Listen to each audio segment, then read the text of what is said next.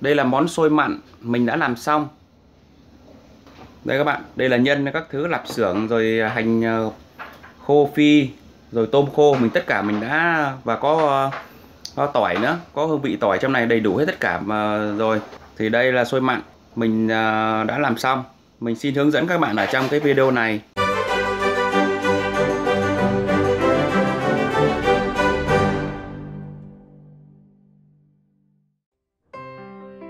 Xin chào quý vị và xin chào tất cả các bạn. Hôm nay mình xin hướng dẫn các bạn làm món xôi mặn các bạn.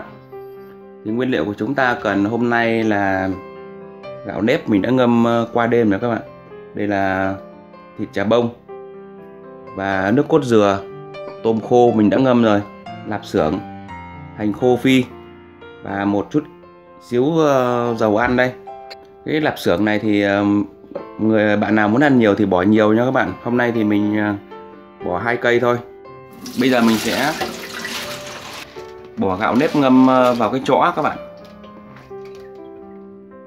Đấy, mình cũng xin nói lại với các bạn là cái chõ này mình đã làm một cái video về nấu xôi của mình rồi.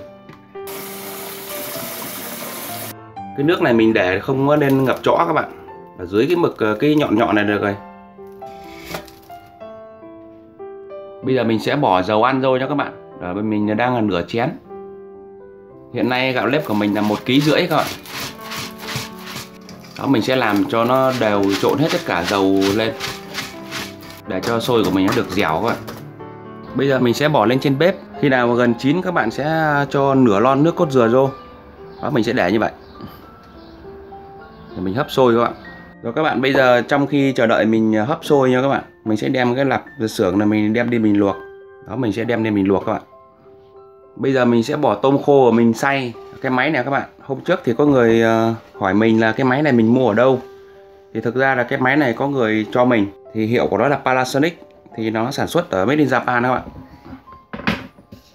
Đây là các cái function của nó. Số 1 rồi juicer rồi push.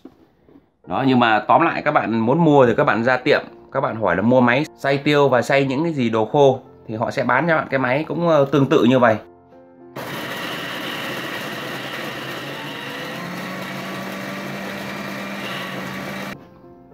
Bây giờ mình sẽ sắt lạp xưởng ra các bạn. Các bạn lưu ý là thái càng mỏng thì nó càng ngon các bạn.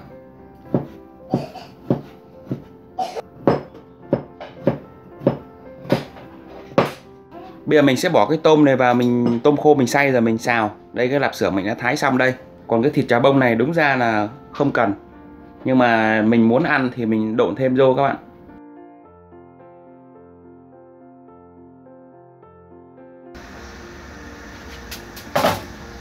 Bây giờ nửa tiếng rồi các bạn. Mình sẽ mở ra, mình kiểm tra. Bây giờ mình sẽ bỏ nước cốt dừa các bạn. Nước cốt dừa này mình đã pha đường với muối rồi. Bây giờ mình sẽ bỏ vô.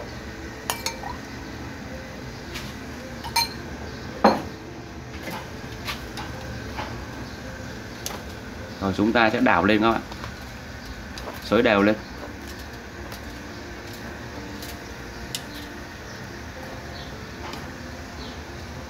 Rồi sau khi chúng ta đã trộn đều, xới đều lên thì chúng ta để thêm 15 phút nữa là xong.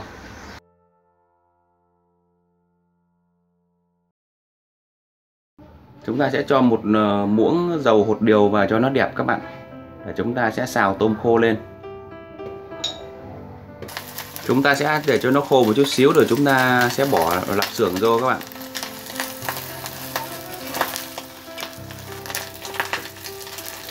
Rồi khô rồi, chúng ta sẽ bỏ lạp xưởng vô.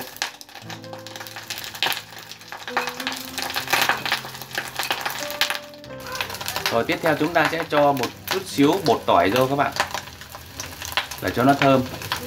Nếu các bạn dùng tỏi thường thì các bạn lưu ý là phi cho nó thơm lên. Rồi chúng ta sẽ bỏ lạp xưởng với tôm khô vô. Rồi sau đó chúng ta sẽ cho bột nêm và nêm nếm cho nó vừa vặn các bạn.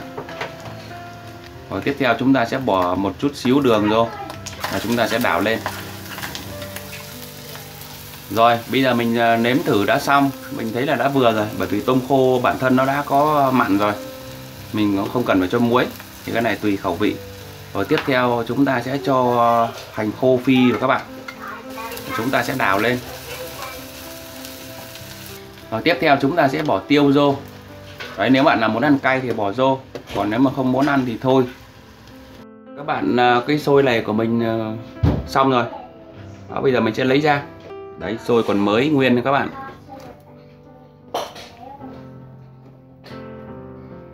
Mình thấy rất là hấp dẫn. Bây giờ mình sẽ lấy ra ngoài đĩa các bạn.